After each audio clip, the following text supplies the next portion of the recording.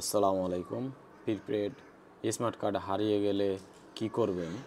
হারিয়ে যাওয়া কার্ডটি ডুপ্লিকেট নিতে হবে। এটা নেওয়ার জন্য আপনাকে থানায় একটা জিডি করতে হবে। জিডি করার জন্য আপনাকে যে সকল কাগজপত্র লাগবে সেগুলো হচ্ছে আপনার গ্রাহকের সংকেত নাম্বার বা মিটার নাম্বার। এগুলো যদি না থাকে তাহলে আপনি দেখবেন আপনার মিটারে একটা বারকোড বা নাম্বার আছে।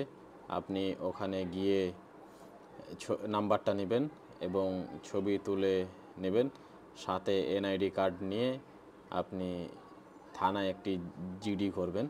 জিডি করার পরে আপনাকে একটি কপি দেওয়া হবে। সে কপিটা আপনি সাথে নিয়ে তিতাস অফিসে যাওয়া লাগবে আপনাকে। ওখানে যাওয়ার সময় আপনার কি কি লাগবে সেটা আমি বলে দিই। এই থানার জিডি কপিটা, গ্রাহকের জাতীয় পরিচয়পত্র, প্রিপেড রূপান্তরের পূর্বে সকল বকেয়া পরিশোধ সংক্রান্ত গ্যাস বিল বা বইয়ের আগে যে বিল দেওয়া হতো ওই বিলের যে কোনো একটি কপি নেবেন সাথে নিয়ে তারপরে যাবেন। লোকেশনটা আমি বলে দিচ্ছি। কারণ বাজার সিগন্যাল, ঠিক সিগন্যালের পাশে মেট্রো রেল স্টেশনের লাগালাগি তিতাস ভবন, টিকে ভবনের পাশে তিতাস ভবন।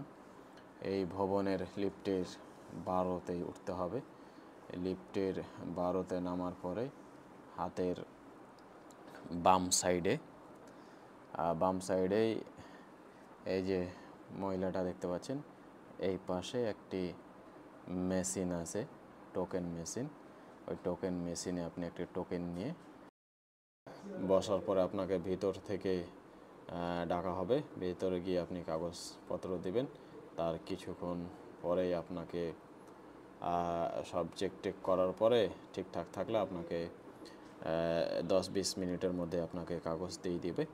পরে সেটা আপনি রিচার্জ করবেন।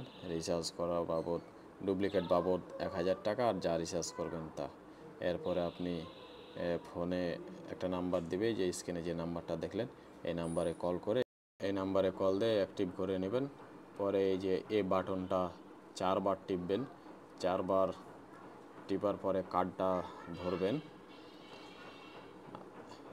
কার্ডটা ধরা হয়ে গেলে এরপরে